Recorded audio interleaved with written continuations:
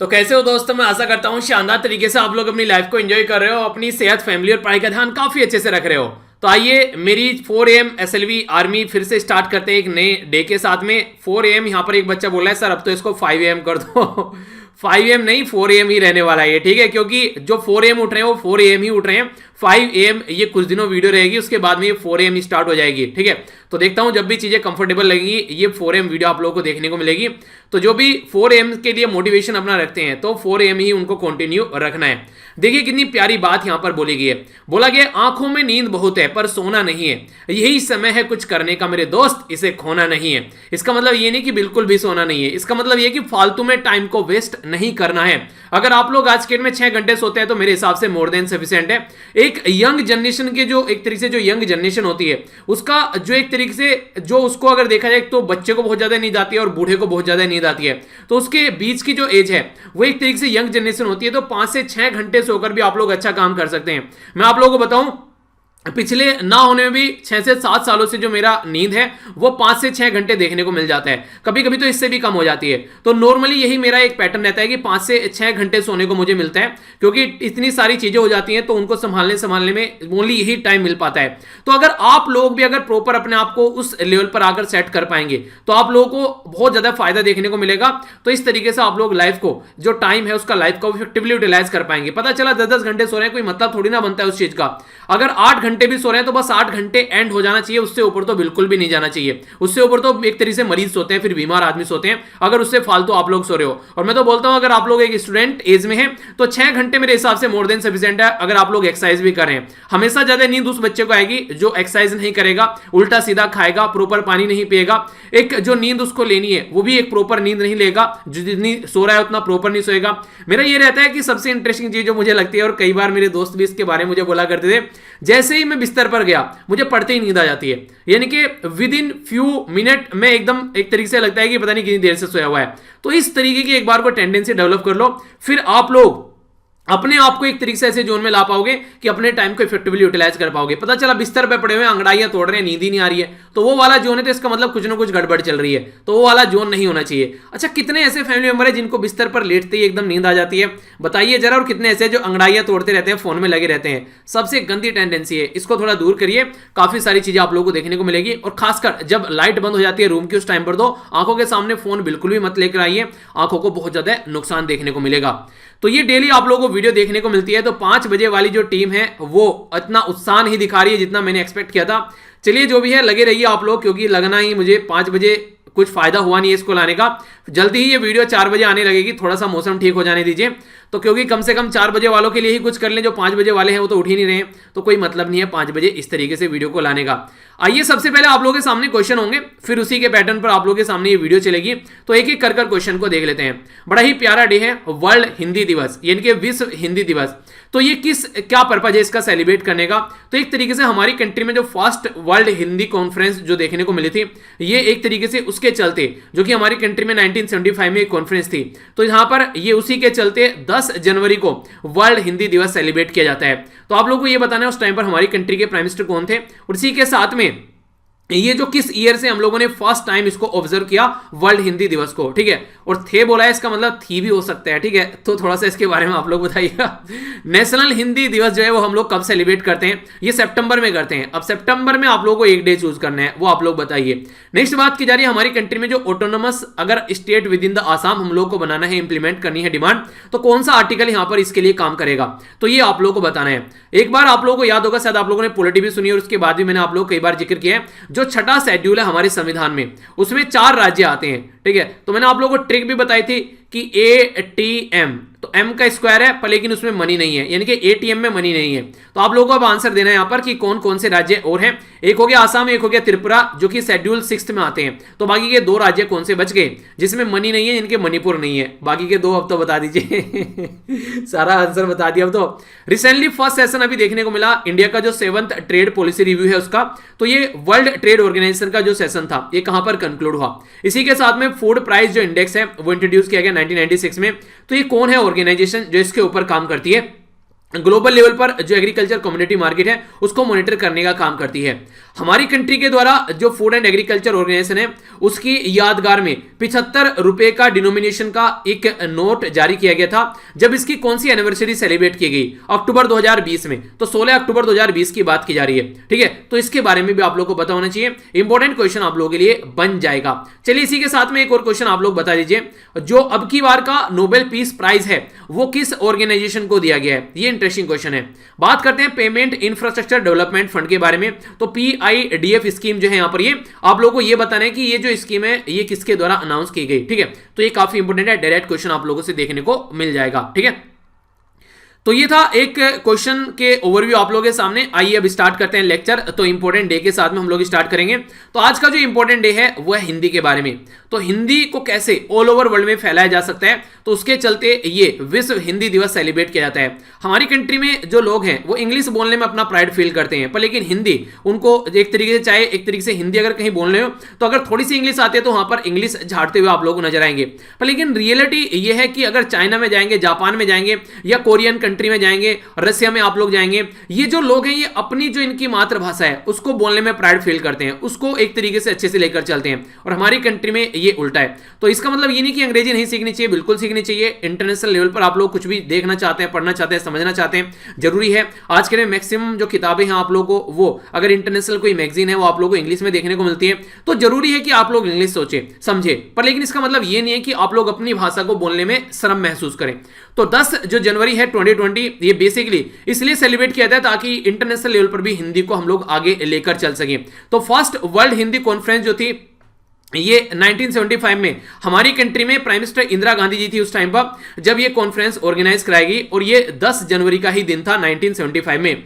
इसी के साथ में अगर बात करें, ये 10 जनवरी 2006 में पहली बार वर्ल्ड हिंदी दिवस सेलिब्रेट किया गया, इंट्रोड्यूस किया गया, और अब ये 10 जनवरी को हर साल सेलिब्रेट किया जाता है। कंफ्यूज इसके साथ मत होइएगा, इनके कंफ्यूजियाना नहीं है आप लोगों को। सितंबर जो 14 है उसके साथ में, क्योंकि ये नेशनल हिंदी दिवस के रूप में हम लोग सेलिब्रेट करते हैं। अब ये क्यों अडेप्ट किया गया? क्योंकि यहां पर 1949 में जो कॉन्स्टिट्यूएंट असेंबली थी हमारी कंट्री में, इसके द्वारा अडेप्ट किया गया हिंदी रिटर्न देवनागरी स्क्रिप्ट में as a official language of union, यानी कि इसको ऑफिशियल लैंग्वेज के तरीके से यूज करने के लिए अडेप्ट किया गया था 1949 में। तो इसलिए हम लोग सितंबर 14 को हमारी कंट्री में जो नेशनल हिंदी दिवस सेलिब्रेट करते हैं। तो नेशनल और वर्ल्ड दोनों बता दिए, तो कोई कंफ्यूजन अब दोनों के बीच में आप लोग को नहीं होना चाहिए। एक क्वेश्चन का आंसर आप लोग दीजिए जो मेरे माइंड में एकदम भी आया है यहां पर। अगर ऑल ओवर वर्ल्ड में मैं आप लोगों से बात करूं, सबसे ज्यादा जो बोले जाने वाली आप लोगों से, अगर मैं 3 लैंग्वेज के बारे में बात करूं, 3 4 भी लिख सकते हैं, किसी को 5 पता हो तो 5 भी लिख सकते हैं, पर मिनिमम 3 तो लिखनी है। तो 3 लैंग्वेज का नाम लिखिए, या फिर 4 या फिर 5 जो भी सुटेबल लगे, पर मिनिमम 3 तो आप लोग को लिखनी है। सबसे ज्यादा बोले जाने वाली लैंग्वेज कौन सी है, तो ये आप लोग को बताना है। नेक्स्ट जो बात की जा रही है, राइजिंग डे ऑफ इंडियन, जो rising day of army air defence. तो आर्मी एयर डिफेंस की बात की जा रही है, यानी कि जो एयर में डिफेंस के बारे में बात की जा रही है, तो हमारी कंट्री की जो आर्मी है उसकी साइड से। तो यहां पर 10 जनवरी को ये डे सेलिब्रेट किया जाता है एक तरीके से। इससे रिलेटेड यहां पर जो आर्मी एयर डिफेंस है, यहां पर ये एक्टिव कॉर्प्स है हमारी कंट्री में इंडियन आर्मी के अंदर, जिसका टास्क ये रहता है कि जो इंडियन एयर स्पेस है यहां पर एनिमी से उसको सेव किया जा सके बिलो 5000 फीट, यानी कि 5000 फीट तक का जो एरिया है यहां पर हमारी कंट्री में, वो अगर एनिमी की कोई मिसाइल आती है, कोई एयरक्राफ्ट आता है, आप लोगों ने उरी मूवी देखी होगी, उरी द सर्जिकल स्ट्राइक, तो वो इस तरीके से कल को अगर हमारी कंट्री में कोई ऐसे एंट्री करता है जैसे हम लोगों ने पाकिस्तान की कंट्री में एंट्री की थी, तो इस तरीके से हम लोग को उसके बारे में पता होना चाहिए। तो वो डिफेंस सिस्टम बिल्कुल दुरुस्त होना चाहिए। तो यहां पर जो बात की जा रही है, ये जो डे है बेसिकली पर्टिकुलर, ये फर्स्ट टाइम इंट्रोड्यूस किया गया था ब्रिटिश एरा में 1939 के टाइम पर। आप लोगों को पता है वर्ल्ड वॉर सेकंड के टाइम पर काफी सारी ऐसी दुर्घटनाएं देखने को मिल रही थी, पता नहीं कौन कहां से किधर से अटैक कर रहा है, तो उसके चलते यहां पर ये एयर डिफेंस बहुत ज्यादा जरूरी था। अगर यहां पर बात करें, सिंस जनवरी 10 1994 से यहां पर ये ऑटोनोमस स्टेटस के तरीके से यहां पर इसको देखा जा रहा है, ठीक है। तो ये काफी एक इंपॉर्टेंट डे बोला जा सकता है अगर डिफेंस के पॉइंट ऑफ व्यू से आप लोग बात करते हैं, ठीक है। तो हल्का सा आइडियाज के बारे में आप लोग रख सकते हैं। आइए अब आगे बढ़ते हैं। एक और इंपॉर्टेंट बात मैं आप लोग को बता दूं, कल मैंने आप लोगों के 2 पेपर डिस्कस किए, GS 1 डिस्कस किया और इसी के साथ में GS जो 2 डिस्कस किया। बाकी उसकी जो बेसिकली उससे रिलेटेड जो क्वेश्चन पेपर थे वो भी मैंने आप लोगों को टेलीग्राम पर शेयर कर दिए थे। तो @StudyLoverVir टेलीग्राम पर जाकर आप लोग उनको डाउनलोड कर लेना, जहां से आप लोग लेक्चर की PDF भी डाउनलोड करते हैं। आज भी आप लोगों के 2 पेपर देखने को मिलेंगे, ठीक है। तो GS 3 पेपर आप लोगों को देखने को मिलेगा और GS जो 4 पेपर है वो आप लोगों को देखने को मिलेगा। तो इनका भी एनालिसिस आप लोगों को चैनल के ऊपर नजर आएगा, ठीक है। हालांकि 2 दिन से रेल बनी हुई है आप लोग ये परसों भी 2 लेक्चर थे, कल भी 2 लेक्चर हो गए, आज भी 2 लेक्चर हो गए, यानी कि गला जो है ना वो जवाब दे जाता है कई बार। तो कल तो लैपटॉप भी बोलने लगा कि भाई साहब बंद कर दो, बहुत हो गया, ठीक है यानी कि हैंग होने लगा था बेचारा। चलिए कोई नहीं, लंबे समय तक चलता रहता है। तो बेचारा ये भी कभी कभी बोल देता है कि लगता है, कभी कभी तो ये बोलता है कि गलत हाथों में पड़ गया यार चलिए आगे चलते हैं। बात की जा रही है डिजिटल सर्विस टैक्स के बारे में। डिजिटल सर्विस टैक्स क्या है, इसके बारे में हम लोग समझेंगे, और रिसेंटली क्यों ये न्यूज में है ये भी हम लोग यहां पर जानेंगे। ये पता नहीं क्या हो रहा है, 2 दिन से देख रहा हूं मैं यहाँ पर जो ये वाली स्लाइड आती है, ये वाली थोड़ी इधर खिसक जाती है, और पूरी पीपीटी में एक ये स्लाइड रहती है जो यहाँ पर जगह छोड़ देती है। बाकी सारी स्लाइड जैसी आगे अभी क्लिक करूंगा तो देखो ये फिर फिक्स हो गई जाके वहीं पर लेकिन जब ये वाली स्लाइड आती है, इसमें लगता है कुछ गड़बड़ गड़बड़ चल रहा है, इसके अंदर लगता है भूत भूत घुस गया कुछ। पीपीटी डाउनलोड करोगे तो वहां पे आराम से आप लोगों को पीपीटी मिल जाएगी, पर यहाँ पे ये बहुत ज्यादा नोटंकी कर रही है। 2 दिन से देख रहा हूं मैं इसको।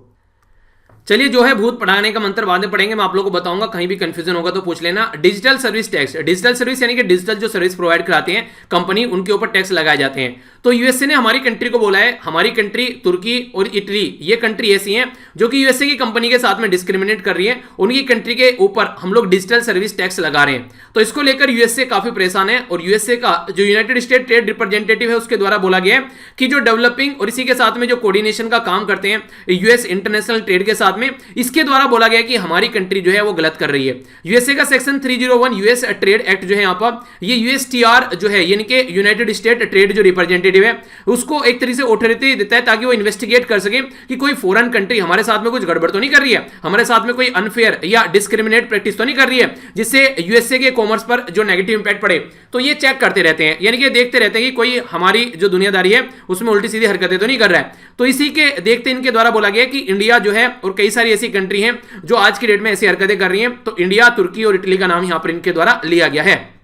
तो समझ लेते हैं ये बेसिकली है क्या। अगर बात करें यहां पर पहले तो डिजिटल सर्विस टैक्स के बारे में समझिए।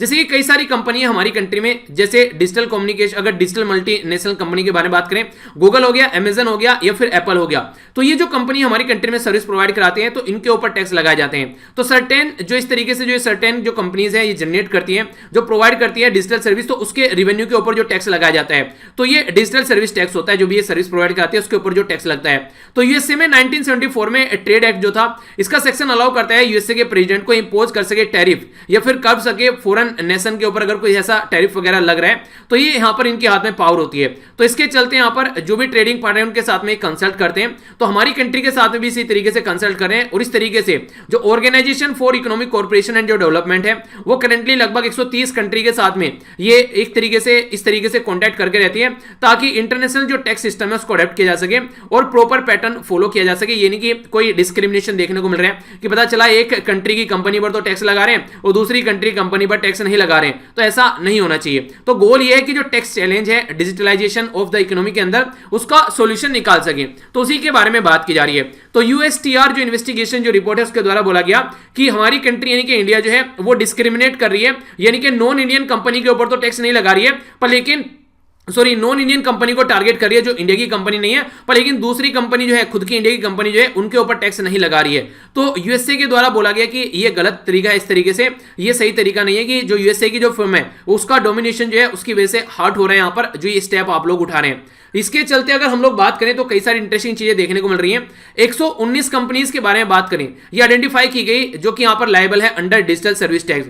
तो यहां पर इसमें से 86 यानी कि 72% जो है वो अमेरिकन कंपनी है, यानी कि यूएसए से ये बात निकल कर आई कि भैया अगर बात करें तो 119 कंपनी आप लोगों ने चूज की, छांटी आप लोगों ने, भैया इनके ऊपर टैक्स लगाएंगे, और उसमें से 86 कंपनी यानी कि 72% हमारी कंपनी है, तो ये सही तरीका नहीं है। अब इंडिया क्या बोल रहा है इसके बारे में? इंडिया ये बोल रहा है कि देखो भाई साहब, अगर आज की डेट में आप लोग देखो, गूगल आपका है, फेसबुक आपका है, ये इंस्टाग्राम आपका है, व्हाट्सएप आपका है, ये सारी चीजें आपकी हैं। अब जब आपकी ही इतनी सारी कंपनी है, अब ये तो है नहीं कि हम लोग कहीं से कंपनी बनाएंगे फिर उनके ऊपर टैक्स लगाएंगे। और सबसे बड़ी बात यह कि आप लोग हमारी कंट्री की जो लोकल मार्केट में जो लोकल कंपनी है, अब उनकी तो कमर तोड़ के रख दिया आप लोगों ने, आपकी कंपनी के सामने कोई टिक नहीं पाता है। तो कम से कम एक ऐसा इन्वायरमेंट हम लोग प्रोवाइड करें कि हाँ हमको भी थोड़ा फायदा देखने को मिले, तो उसी के चलते टैक्स लगाया जाता है। वरना हमारा आपके साथ में कोई दुश्मनी नहीं है, चाइना के साथ तो नहीं कर रहे हम लोग ऐसा, क्योंकि चाइना चाइना की इतनी सारी कंपनी नहीं जितनी आपकी कंपनी है। तो इस तरीके से इंडिया ने भी अपनी समझाने की बात की, अपनी बात रखने की कोशिश की। अब सामने वाला कितना मानता है नहीं मानता है तो वो आगे देखने को मिलेगा। तो यही बातें यहाँ पर समझाने की कोशिश की गई है कि हमारी कंट्री के ऑफिशियल क्या बोल रहे हैं और यूएसए के क्या बोल रहे हैं। तो ये यूएसए वालों की तर्क है, ये हमारे वालों की तर्क है।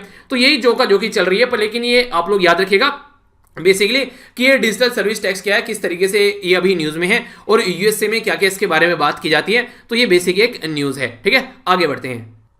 नेशनल लेवल की न्यूज और काफी इंपॉर्टेंट न्यूज है। पर लेकिन आगे बढ़ने से पहले क्वेश्चन पूछूंगा मैं आप लोगों से, हमारे संविधान में कौन सा शेड्यूल है, उस शेड्यूल का नंबर आप लोगों को बताना है जिसमें आप लोगों को 22 लैंग्वेज देखने को मिलती है। स्टार्टिंग में ये जो लैंग्वेज थी ये थी 14, बाद में चलकर ये 22 लैंग्वेज होगी, यानी कि 8 लैंग्वेज और ऐड हो गई।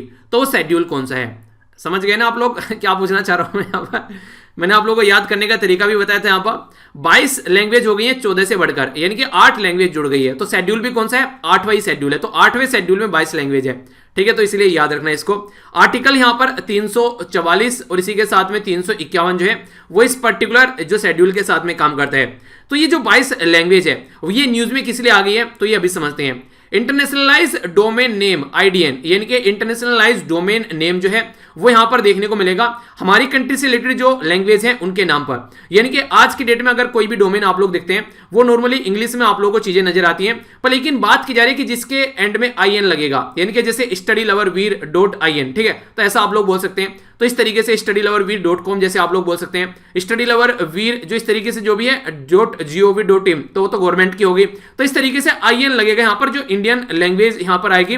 तो ये IN डोमेन बुक करने की बात की जा रही है। अगर आप लोग इनको बुक करते हैं तो ये प्रोवाइड कराया जाएगा। उसी के साथ में फ्री ईमेल सर्विस जो है बेसिकली वो प्रोवाइड कराई जाएगी। तो ईमेल लोकल लैंग्वेज में देखने को मिलेगा। ये जो लोकल लैंग्वेज है ये आप लोग यहां पर देखते हैं जो बेसिकली लैंग्वेज जैसे आसामीज होगी, बंगाली, बोडो, डोगरी, गुजराती, हिंदी, कन्नड़, कश्मीरी, कोंकणी, मैथाली, मलयालम, ये सारी जो लैंग्वेज है, मराठी, नेपाली, उड़ीसा, इसी के साथ में पंजाबी, संस्कृत, संथाली, सिंधी, तमिल, तेलुगु और इसी के साथ में उर्दू। एक इंटरेस्टिंग बात जरूर याद रखेगा, नेपाली भी इसका पार्ट है, ये मत भूल जाना आप लोग, नेपाली लैंग्वेज भी इसका पार्ट है। ठीक है, भले ही नेपाल के जो प्राइम मिनिस्टर हमसे चिढ़ते हो पर लेकिन नेपाली लैंग्वेज इसका पार्ट है। ठीक है, जो शेड्यूल लैंग्वेज है 22 लैंग्वेज जो है। तो इसी के साथ में अगर बात करें यहाँ पर तो ये भारत के अंदर जो IDN है यानी कि एक तरीके से इसको अडेप्ट करने की जो बात की जा रही है, यानी कि जो इंटरनेशनलाइज डोमेन जो यहाँ पर ये नेम है तो इसको इंप्लीमेंट करने की बात की जा रही है। लोकल कंटेंट है, एक तरीके से लोकल जो कंटेंट है उसको सपोर्ट करने के लिए। और ये जो ऑफर यहाँ पर प्रोवाइड कराया जा रहा है ये यहाँ पर आप लोगों को 31 जनवरी तक देखने को मिलेगा, या फिर जो पुराना ऑलरेडी रजिस्टर कर चुके हैं तो वो भी अपना रिन्यू कर सकते हैं यहाँ पर, इस ऑफर को वो भी इंजॉय कर सकते हैं। तो जो 22 लैंग्वेज है उनमें ये फैसिलिटी प्रोवाइड कराने की बात की जा रही है। एक और इंटरेस्टिंग बात याद रखना, इंग्लिश इसके अंदर नहीं है। ठीक है, तो ये याद रखना। जो national internet exchange of India जिसको NIXI आप लोग बोलते हैं, ये नॉन फॉर प्रॉफिट ऑर्गेनाइजेशन है। तो ये एक तरीके से काम करती है जो इस पर्टिकुलर फील्ड के अंदर में 2003 में इसको बनाया गया था। और बेसिकली जो एक्टिविटी आप लोगों को देखने को मिलती है ये इंटरनेट एक्सचेंज, इसी के साथ में इंटरनेट डेटा एक्सचेंज, इसी के साथ में इंटरनेट सर्विस प्रोवाइडर ISP जिसको बोलते हैं, और यहाँ पर इसी के साथ में कंटेंट डिलीवरी नेटवर्क CD ऐसा आप लोग जिसको बोलते हैं। और नेक्स्ट यहाँ पर बात की जा रही है IPv4 और V6। ये क्या है, मुझे बड़ा कंफ्यूजन रहता था यहाँ पर, कई बार जब देखने को मिलता था यहाँ पर यहाँ पर लिख देते IP छोटा सा V4 फिर IPv6। तो ये क्या होता है इसको समझ लेते हैं। इसको बोलते हैं इंटरनेट प्रोटोकॉल वर्जन, यानी कि इंटरनेट की जो प्रोटोकॉल है उसका वर्जन है।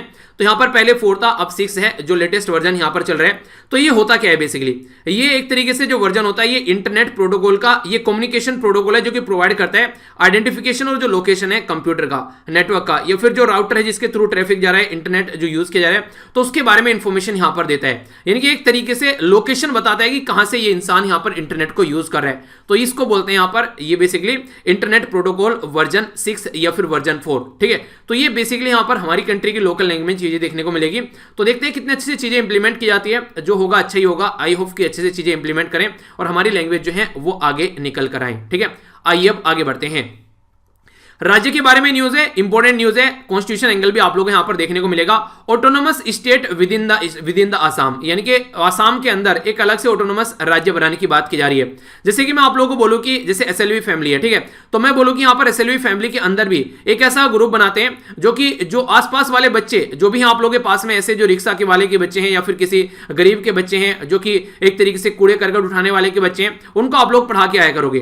तो इस तरीके से ग्रुप के अंदर एक ग्रुप आप लोगों को देखने को मिले। ठीक है, तो उसी के बारे में यहां पर बात की जा रही है। तो ये जो बेसिकली काम किया जा सकता है, तो आर्टिकल 244 का जो ए है उसके अंदर यहां पर autonomous state with in the Assam यहां पर क्रिएट किया जा सकता है। आज की डेट में अगर आप लोग बात करते हैं तो यहां पर बेसिकली ये जो क्रिएशन की बात कर रहे हैं, ये कर रहे हैं कार्बी आंगलोंग जो रीजन है। तो असम के अंदर जो कार्बी आंगलोंग जो रीजन है उसके बारे में यहां पर इनके द्वारा बात की जा रही है, कार्बी आंगलोंग रीजन, ठीक है, जैसे कि ऊपर वाला जो रीजन है यहां पर। इसी के साथ में कार्बी आंगलोंग के साथ में आप लोग को देखने को मिलेगा यहां पर ये कई सारी ऑटोनोमस डिस्ट्रिक्ट काउंसिल आप लोग को देखने को मिलती है, जैसे बोडोलैंड टेरिटोरियल, ये Bodoland territorial area district council हो गया, कार्बी आंगलोंग हो गया, कछार हिली एरिया हो गया। तो ये 3 तरीके की ऐसे आप लोग यहां पर नजर आती है।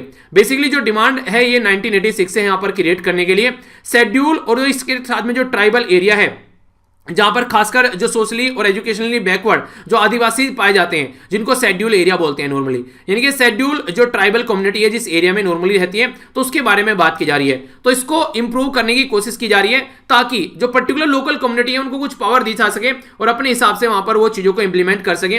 देखिए हमारी कंट्री में 73rd और 74th कॉन्स्टिट्यूशन अमेंडमेंट किए गए, संविधान में संशोधन किए गए, जिसके चलते हमारी कंट्री में पंचायती राज सिस्टम आया और इसी के साथ में म्युनिसिपैलिटी आया। तो ये जो पंचायती राज सिस्टम और म्युनिसिपैलिटी आया, तो यहां पर ये नॉर्मली पंचायत थी गांव के लिए और म्युनिसिपैलिटी शहरों के लिए, पर लेकिन गांव में भी कुछ ऐसे एरिया जहां पर आदिवासी रहते हैं, अब उनको बिल्कुल अलग पैटर्न में लेकर चलना पड़ेगा, तो उनको और ज्यादा थोड़ी पावर दी गई। तो इसी के चलते जो शेड्यूल 5 और शेड्यूल 6 है उसके अंदर यहां पर जो शेड्यूल एक तरीके से एंड जो ट्राइबल एरिया है उसको मैनेज करने की बात की जाती है। तो शेड्यूल 5 के अंदर कौन कौन से राज्य आते हैं, तो 4 राज्य को छोड़ के, 4 राज्य कौन है, आसाम, मेघालय, त्रिपुरा और मणिपुर, वो सॉरी मिजोरम। जैसे मैंने बोला था ना एटीएम यानी कि एटीएम के अंदर मनी नहीं है, तो यहां पर एटीएम स्क्वायर यानी कि एटीएम यानी कि आसाम, त्रिपुरा, मेघालय और मिजोरम, मनी नहीं है एटीएम के अंदर, खाली पड़ा हुआ है, यानी कि मणिपुर इसके अंदर नहीं है, ठीक है। तो इस तरीके से बोला था आप लोगों को। और 10 राज्य कौन से हैं जो इसके अंदर आते हैं 5th शेड्यूल के अंदर, आंध्र प्रदेश, छत्तीसगढ़, गुजरात, हिमाचल प्रदेश, झारखंड, मध्य प्रदेश, ये इसी के साथ में महाराष्ट्र, उड़ीसा, राजस्थान, तेलंगाना, ये वो राज्य हैं जहां पर ट्राइबल कम्युनिटी पाई जाती है। और बाकी के जो शेड्यूल सिस्टम में ये 4 राज्य आते हैं जो कि आप लोग याद रखना। तो इनका एडमिनिस्ट्रेशन जो कंट्रोल होता है शेड्यूल्ड और इसी के साथ में ट्राइबल एरिया का, इन 4 राज्य का, वो लोकल एरिया पर ज्यादा फोकस यहां पर दिया जाता है। तो डायरेक्ट इंपॉर्टेंट क्वेश्चन आप लोगों से बन सकता है इस पर्टिकुलर एरिया से भी।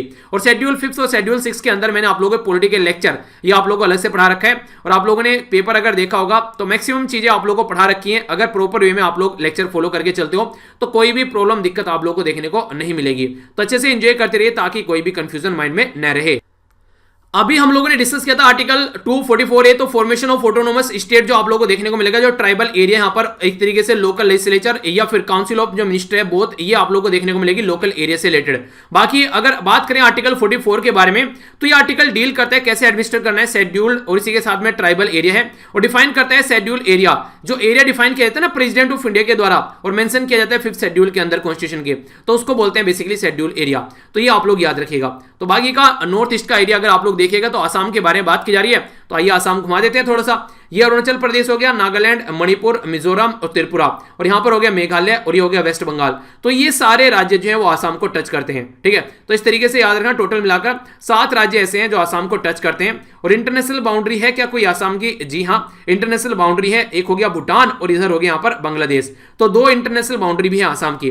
म्यांमार नहीं है जिसको बर्मा आप लोग बोलते हैं, तो कंफ्यूजियाना नहीं है, यानी कि कंफ्यूज मत होइएगा। इकोनॉमी के बारे में यहां पर बात की जा रही है। हमारी कंट्री से रिलेटेड कुछ ना कुछ हरकतें यहां पर देखने को मिल रही है, जिसकी वजह से यहां पर जो यूएसए है वो बोल रहा है कि तुम ये हरकतें कर रहे हो, लेकिन हम लोग अपनी जगह सही है और वो लोग भी अपनी जगह सही है अगर देखा जाए तो। अभी बात की जा रही है फाइनल सेशन जो है यहाँ पर 7th ट्रेड पॉलिसी रिव्यू, तो ये अभी देखने को मिला, जिसको TPR आप लोग बोलते हैं। तो वर्ल्ड ट्रेड ऑर्गेनाइजेशन का ये जो सेशन था ये जेनेवा स्विट्जरलैंड में अभी यहाँ पर कंप्लीट किया गया। ट्रेड पॉलिसी रिव्यू क्या होता है? तो इंपोर्टेंट मैकेनिज्म है यहाँ पर वर्ल्ड ट्रेड ऑर्गेनाइजेशन की। तो आप लोगों से पूछे कि ट्रेड पॉलिसी रिव्यू किसकी मैकेनिज्म है, तो वर्ल्ड ट्रेड ऑर्गेनाइजेशन की। ये एक ऐसी बॉडी है जो इंटरनेशनल लेवल पर ट्रेड को मेंटेन रखने का काम करती है। ये मॉनिटर करती है कि मेंबर कंट्री जो है वो ट्रेड रिलेटेड जो पॉलिसी है वो कैसी चल रही है, क्या जो WTO के द्वारा जो इसकी पॉलिसी बना रखी है उसी के हिसाब से काम कर रहे हैं या फिर मजे ले रहे हैं, अपनी मनमानी चला रहे हैं, तो उसको ये चेक करती है, कंट्रीब्यूट करती है कि ताकि इंप्रूव किया जा सके जो भी ट्रेड से रिलेटेड रूल है इंटरनेशनल लेवल पर उनको।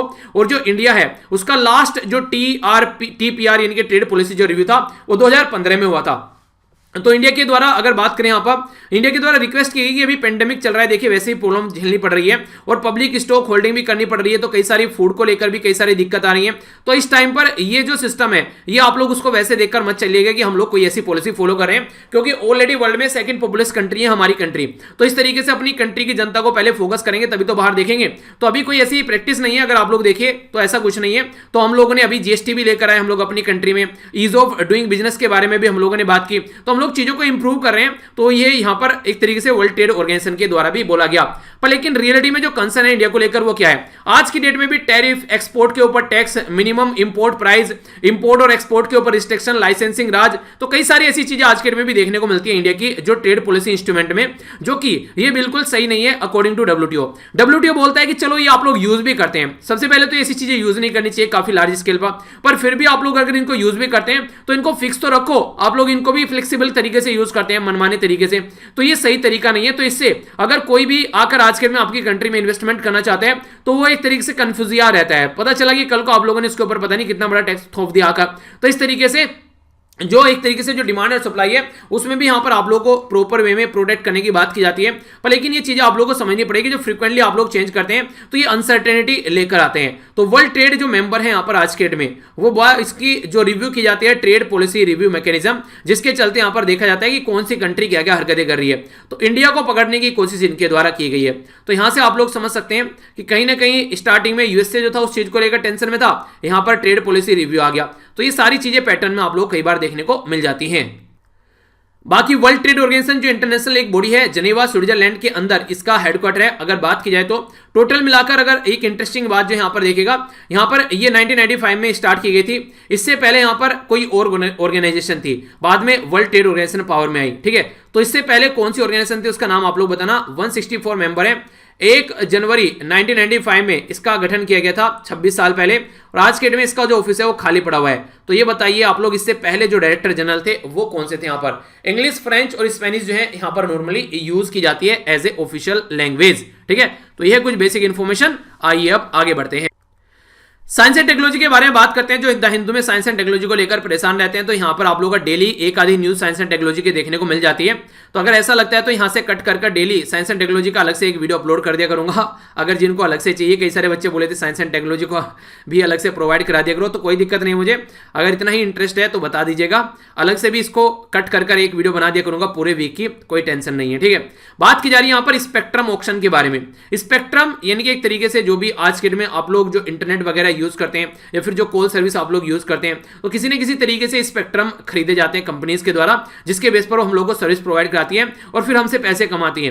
तो एक तरीके से उसी का 6th राउंड जो है स्पेक्ट्रम का, वो अभी यहां पर बोला जा रहा है लगभग 3.92 लाख करोड़ का यहां पर ये स्टार्ट किया जाएगा 1 मार्च से यहां पर। ठीक है, तो ये स्टार्ट फ्रॉम 1 मार्च यानी कि 2021 होगा ना यहाँ पर। ठीक है, तो 2021 होगा। तो 1 मार्च 2021 यहां पर जो है बेसिकली ये bidding 6th round spectrum for the ये इतना करोड़ ये स्टार्ट किया जाएगा। तो 2021 से मेरा भी एक रहता है कई बार मेरा ऐसा रहता है कई बार, हालांकि अब की बार ये ऐसा नहीं हुआ है यहाँ पर नॉर्मली, पर लेकिन ये प्रिंटिंग मिस्टेक तो नॉर्मली इस तरीके देखने को मिल जाती है। पहले मेरी आदत जैसे कि स्कूल में रहते थे ना, जैसे ये पेज हो गया तो पेज के ऊपर यहाँ पर डेट लिखा करते थे, आप भी लिखा करते थे क्या?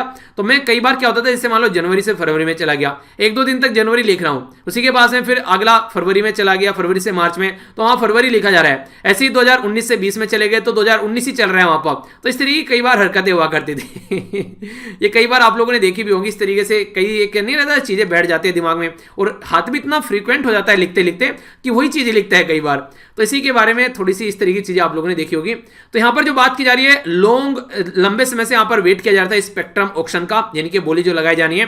तो यहां पर 4 साल पहले तो लेट हो चुका था, फिर telecom regulatory authority of India के द्वारा जो रिकमेंड दी गई कि हाँ किस तरीके से इसको लेकर चलना है, तो उसके बेस पर और लेट हो गया यहाँ पर। तो जो डिवाइस सच एज जो सेल फोन है और जो वायरलेस टेलीफोन जो रिक्वायर है सिग्नल के लिए, कनेक्शन के लिए, एंड टू एंड अनदर दूसरे के साथ में कनेक्शन के लिए, तो काफी ज्यादा रिक्वायरमेंट है यहाँ पर नेटवर्क की। तो यहाँ पर जो सिग्नल है यहाँ पर ये एयरवेव जो मीडियम ऑफ रेडियो वेव जिनको आप लोग बोलते हैं, नॉर्मल जिनको स्पेक्ट्रम भी आप लोग बोलते हैं, ठीक है, तो ये काम करती है जिसके तरीके से आप लोग आज के में इंटरनेट वगैरह यूज कर पाते हैं। तो यहां पर ये बोला भी गया, देखिए जो एयर वेव्स होती है जिनको स्पेक्ट्रम भी आप लोग बोलते हैं, तो ये आने वाला है यहां पर, इसके चलते जिससे यहां पर चीजों को इंप्लीमेंट किया जाएगा। तो एक तरीके से जो इंटरफेरेंस है वो एक तरीके से प्रिवेंट किया जा सकता है आज के डेट में। जो आप लोग टेम्परेरी जो लॉस ऑफ द सिग्नल देखने को मिलता है, वो सारी जो पिक्चर निकल कर आती चिक चिक चलती रहती थी, ठीक है, तो उसको यहाँ पर कहीं ना कहीं कम किया जाएगा। तो पब्लिकली अवेलेबल यहाँ पर जो with in the geographical boundary of country ये इंक्लूड किया जाएगा एयरवेव्स यानी कि जो स्पेक्ट्रम है, ठीक है। तो एक तरीके से आप लोगों को आने वाले टाइम में काफी फायदा देखने को मिलेगा। तो जो यहाँ पर वायरलाइन टेलीफोन और इसी के साथ में इंटरनेट यूजर है उनको प्रोवाइड किया जाएगा मोर स्पेस सिग्नल जाके मिलेगा और टाइम टू टाइम यहाँ पर अच्छी फैसिलिटी मिलती हुई नजर आएगी। ऑल एयर वेव्स जो है यानी कि जो स्पेक्ट्रम है यहाँ पर ये सोल्ड किए जाते हैं टाइम टू टाइम यहाँ पर आफ्टर ये जो वैलिडिटी रहती है लैप्स की वो जनरली 20 ईयर रखी जाती है, यानी कि 20 साल तक के लिए यहाँ पर नॉर्मली इसको दिया जाता है। फिर से रिव्यू करने की बात आती है। लास्ट जो ऑक्शन हुआ था 2016 में हुआ था यहाँ पर। अब नया स्पेक्ट्रम ऑक्शन जो किया जा रहा है इसकी वैलिडिटी जो एक्सपायर हो रही है जो अभी चल रहा था यहाँ पर ये, तो ये 2021 में, तो उसी के चलते यहाँ पर अब नेक्स्ट स्पेक्ट्रम की बात की जा रही है। तो यहाँ पर ये 2251.25 ये मेगाहर्ट्ज स्पेक्ट्रम है 4G के लिए। तो ये यहाँ पर 3.92 लाख करोड़ यहाँ पर गवर्नमेंट को मिलने की आशा लगाई जा रही है इससे। तो ये जो बेसिकली आने वाले टाइम में फायदा ही पहुंचाएगा। हालांकि अब 5G पर काम चल रहा है, तो देखते हैं 5G जो है वो कब तक आप लोगों के फोन में आता है। सर्वे और यहां पर रिपोर्ट के बारे में बात कर रहे हैं। आप लोग देख सकते हैं, एक बार आप लोगों ने बेसिक तैयार कर लिया ना, बेस तैयार कर लिया, एनसीईआरटी आप लोगों ने पढ़ ली एक बार ढंग से और टॉपिक के बारे में आप लोगों को इन्फॉर्मेशन है, तो फिर आप लोगों को आगे कोई भी क्वेश्चन आ जाए तो आप लोग उसको धड़ाम धड़ाम से पीटोगे, ठीक है। तो यानी कि एक तरीके से उसको आप लोग दुड़ा दुड़ा कर मारोगे क्वेश्चन को। ऐसे ही यहां पर बात की जा रही है, अगर एक बार कोई बंदा जो है कोविड-19 से लड़कर आ गया तो इसका मतलब है उसकी इम्यूनिटी ऐसी होगी कि वो आने वाले टाइम में भी अब ईयर उसको प्रोटेक्ट करती रहेगी, यानी कि उसकी बॉडी की इम्यून सिस्टम ने बीमारी को भगा दिया मार के। तो अब कहने का मतलब है कि अब आगे भी वो इम्यूनिटी बनी रहेगी। तो इसी के बारे में बात की जाती है। तो यहां पर अभी एक स्टडी की गई, यहां पर जो जनरल साइंस है उसके अंदर पब्लिश किया गया कि ब्लड सैंपल लिए गए उन लोगों के 180 पेशेंट के जो कि यहां पर जो कोविड-19 के मरीज रह चुके थे। अब यहां पर देखने को मिलता है कि उनकी बॉडी में एक ऐसी इम्यून सिस्टम डेवलप हो गया है जो बीमारी को अंदर घुसने नहीं देगा और भगा भगा कर बीमारी को मारेगा। तो जो यहां पर जो इम्यूनिटी यहां पर देखने को मिल रही है ये रिसर्च की जा सकती है पेंडेमिक के टाइम पर कैसी कैसी सिचुएशन यहां पर क्रिएट हो गई है। प्रीवियसली जो जुलाई 2020 में ये स्टडी की गई थी जिसके द्वारा जो इम्यूनिटी है यहां पर, ठीक है, तो उसके बारे में बात की थी कि यहां पर ये लॉस्ट हो जाती है, पर लेकिन अब लग रहा है कि ये फिर से यहां पर इन्फेक्शन होने के चांसेस थे। पर लेकिन अभी जो यहां पर जो इन्फॉर्मेशन निकल के आई कि जिसने एक बार बीमारी को हरा दिया फिर उसको फिर से बीमारी नहीं लगेगी। तो ये सजेस्ट कर रही है कि नोवल कोरोना वायरस जिनको लास्ट हुआ था, ठीक है, तो यहां पर एट लीस्ट जो 8 मंथ आफ्टर, ठीक है, तो उनके जो सिम्टम्स है इन्फेक्शन के, तो उसके बारे में अगर हम लोग बात करते हैं 8 महीने तक लगभग उसके सिम्टम्स नॉर्मली रह सकते हैं। पर लेकिन बॉडी का इम्यून सिस्टम अगर एक बार उसको दबा लेता है तो फिर देखिए उसके साथ कबड्डी खेलेगा, उसको दबाकर उसके ऊपर बैठ जाएगा। तो ये बातें यहां पर समझाने की कोशिश की गई है। कुछ और इंटरेस्टिंग बातें आप लोगों को यहां पर जानने को मिलेगी। नियरली ऑल जो कोविड-19 जो यहां पर एक तरीके से लड़कर जो आए हैं उनका जो इम्यून सेल है वो फाइट कर रही है यहां पर इन्फेक्शन के साथ में। जो मेजर किया जाए यहां पर एंटीबॉडी होगी, मेमोरी बी सेल होगी, हेल्पर टी सेल होगी और किलर टी सेल होगी। तो बेसिकली सेम टाइम यहां पर एक कंडीशन आप लोगों को देखने को मिलेगी। जो डेटा यहां पर निकल कर आया लैब्स के अंदर में, तो उससे यहां पर आप लोगों को देखने को मिलेगा कि बॉडी के अंदर एंटीबॉडी यहां पर डेवलप हो जाती है। आप लोग अगर आज के डेट में बात करिए, जैसे मान लीजिए किसी के साथ में आप लोगों की लड़ाई हुई थी, तो क्या आप लोग उसको याद नहीं रखेंगे कि हाँ भैया इसके साथ में लड़ाई हुई थी, ये हरामी पीस है, इसने ना मेरे साथ में लड़ाई की थी, मुझको धोखा दिया था, तो आप लोग उसको याद रखेंगे। तो फ्यूचर में अगर वो ऐसा कोई काम करेगा तो आप लोग उसको पकड़ लेंगे एकदम। तो ऐसी बात यहां पर की जा रही है कि जिस तरीके से जो एक्वायर्ड इम्यूनिटी है वो क्या करती है, पैथोजन को एक तरीके से मेमोराइज कर लेती है कि ये बीमारी तो शरीर में पहले भी आई थी, अब फिर से वो बीमारी आई तो उसके साथ में लड़ने के लिए तैयार रहते हैं। तो इस तरीके से यानी कि वो उसको पहचान कर बैठ जाते हैं, तो इसको एक्वायर्ड इम्यूनिटी बोलते हैं। बात दूसरी होती है यहां पर, ये यहां पर इनेट इम्यूनिटी जो होती है यहां पर, ये नॉन स्पेसिफिक टाइप होता है डिफेंस, जो कि टाइम टू टाइम एक तरीके से देखने को मिलता है, ठीक है। तो ये ऐसा होता है कि ये जो आज के डेट में अगर बात करते हैं तो ये वाला जो होता है ये नॉर्मली टाइम टू टाइम आप लोगों को देखने को मिलेगा जिस तरीके से काम करता है, ठीक है। टाइम ऑफ बर्थ भी नॉर्मली जो प्रेजेंट है at the time of birth, यानी कि बर्थ से हमारे अंदर प्रेजेंट है, टाइम टू टाइम अपना काम करता हुआ नजर आता है। पर लेकिन ये वायरस को पहचान कर उसके हिसाब से काम करता है। तो कई तरीके के जो पैथोजन होते हैं, ठीक है, तो उनको यहां पर लड़ने की कोशिश की जाती है उनके साथ में, और ताकि हमारी बॉडी जो है स्टार्टिंग में बिना दवाई के ही काम करती है। दवाई तब काम में आती है जब बॉडी का इम्यून सिस्टम है जो घुटने टेक देता है बीमारी के सामने, तब फिर दवाई की जरूरत पड़ती है। आइए खाने के बारे में बात करते हैं। यहां पर वर्ल्ड एंड जो फूड एंड द एग्रीकल्चर के बारे में बात की जा रही है, तो यहां पर वर्ल्ड फूड प्राइस इंडेक्स, तो ये फूड एंड एग्रीकल्चर ऑर्गेनाइजेशन के बारे में आप लोगों ने सुना होगा, जिसको FAO के नाम से भी आप लोग जानते हैं। इसके द्वारा बोला गया कि एवरेज 107.5 पॉइंट जो है दिसंबर में, ये बढ़कर 2.3% यहां पर नवंबर से ये महंगा हो गया है खाना, यानी कि ऑल ओवर वर्ल्ड में जो फूड प्राइस है वो बढ़ता हुआ नजर आ रहा है। तो 7 मंथ जो इसका यहां पर अभी ये बेसिकली ये 7 मंथ में कंटिन्यूअसली यहां पर बढ़ता हुआ नजर आ रहा है। ये फूड एंड एग्रीकल्चर ऑर्गेनाइजेशन के द्वारा जो ये बेसिकली ये प्राइस इंडेक्स है, ये 1996 में इंट्रोड्यूस किया गया था। ये यहां पर मॉनिटर करता है जो ग्लोबल लेवल पर एग्रीकल्चर कम्युनिटी मार्केट है उसको, ताकि इसके बारे में अंडरस्टैंडिंग बढ़ सके। तो फूड एंड एग्रीकल्चर जो ऑर्गेनाइजेशन है, ये फूड प्राइस इंडेक्स जो एसटी जो इसका मेजर किया था, ये मंथली जो चेंज है इंटरनेशनल प्राइस बास्केट में, उसके ऊपर भी ध्यान रखता है। जो बास्केट है यहां पर, इसमें कई तरीके आप लोग सीरियल, जो ऑयल सीड है, डेयरी प्रोडक्ट है, मीट, शुगर, ये सारे आप लोगों को इसके अंदर देखने को मिलते हैं। जो बेस टाइम इसका लिया गया है 2014-15 इसका बेस टाइम लिया गया है, जहां से चेक किया जाता है और उसी के बेस पर चीजें आगे बढ़ती हैं। थोड़ा सा अगर आप लोगों से बेसिक इन्फॉर्मेशन के बारे में बात करें तो फूड एंड जो एग्रीकल्चर ऑर्गेनाइजेशन है, ये एक स्पेशलाइज एजेंसी है, यानी कि इंपोर्टेंट ऑर्गेनाइजेशन है यूनाइटेड नेशन के अंदर में, जो कि डिफीट करने की कोशिश करती है हंगर को। ठीक है, तो हंगर के बारे में अगर मैं आप लोगों से बात करूं तो आप लोग देख सकते हैं सस्टेनेबल डेवलपमेंट गोल के अंदर जब आप लोग जाएंगे तो यहां पर हंगर जो है वो 2nd नंबर का गोल है, और गरीबी जो है वो पहले नंबर का है। पहले नंबर का गरीबी, दूसरे नंबर का भुखमरी, तीसरे नंबर का अच्छी हेल्थ और चौथे नंबर का एजुकेशन। तो ये 4 काफी इंपोर्टेंट बेसिक रिक्वायरमेंट है जो कि प्रॉपर वे में कंप्लीट होनी चाहिए। तो उसी के बारे में यहां पर बात की जा रही है। तो हम लोगों ने बात की यहां पर हंगर के बारे में, तो सस्टेनेबल डेवलपमेंट गोल दूसरा यहां पर आएगा। वर्ल्ड फूड डे जो है ये every year around the world ये 16 अक्टूबर को सेलिब्रेट किया जाता है। तो इसी के चलते यहां पर मार्क जो एनिवर्सरी यहां पर फाउंडिंग, तो 1945 में यहां पर 16 अक्टूबर को वर्ल्ड फूड यहां पर जो बनाया गया था, ये जो फूड एंड एग्रीकल्चर जो ऑर्गेनाइजेशन है इसको बनाया गया था। तो ये याद रखना इसके बारे, इसी के नाम पर ये डे सेलिब्रेट किया था हमारी कंट्री के द्वारा। यहां पर जब 16 अक्टूबर 2020 में मैंने आप लोगों को पढ़ाया भी था, ये 75 जो डिनोमिनेशन का ये नोट यहां पर एक तरीके से जो कॉइन था ये बेसिकली तैयार किया गया था इसकी याद में। तो 75वीं एनिवर्सरी के नाम पर 75 रुपए का यहां पर ये डिनोमिनेशन का कोड था। ठीक है, तो 75 याद रखना, कंफ्यूज नहीं होना। ठीक है, फूड एंड एग्रीकल्चर ऑर्गेनाइजेशन है जो united nation food aid programme, इसी के साथ में जो कि बेस है इटली में। जो सिस्टर बॉडी है इसकी ये वर्ल्ड फूड प्रोग्राम, इसी के साथ में इंटरनेशनल ये फंड फॉर एग्रीकल्चर डेवलपमेंट, जिसको IFAD आप लोग बोलते हैं। तो ये सारी कुछ चीजें हैं जो कि आप लोगों के माइंड में कोई कंफ्यूजन न रहे, इसके बारे में आप लोग याद रखिएगा। आइए आगे बढ़ते हैं। बैंकिंग से रिलेटेड न्यूज है, यहां पर इंपोर्टेंट न्यूज है, डायरेक्ट क्वेश्चन बन जाएगा कि पेमेंट इंफ्रास्ट्रक्चर डेवलपमेंट फंड जो है ये किसके द्वारा ऑपरेशनलाइज किया जाता है। तो RBI, जिसको रिजर्व बैंक ऑफ इंडिया बोलते हैं, जिसको सेंट्रल बैंक भी बोलते हैं। अच्छा, यूएसए का सेंट्रल बैंक का क्या नाम है आप लोगों को पता है? जाकर सर्च कीजिएगा और बताइएगा, मैं भी भूल गया हूं। ठीक है, मुझे भी याद दिलाना। तो यहां पर पेमेंट इंफ्रास्ट्रक्चर डेवलपमेंट फंड के बारे में बात की जा रही है, और आंसर देने में बड़ी कोताही बरत रहे हो आजकल। क्या भैया आंसर देने में मन नहीं लग रहा है क्या, या पढ़ के थक गए हो? बहुत ज्यादा पढ़ लिया, बस अब नहीं पढ़ेंगे, बहुत हो गया पढ़ना, पढ़ते ही जा रहे हो दिन से पैदा हुए। ऐसा कुछ ऐसी कुछ फीलिंग आ रही है क्या?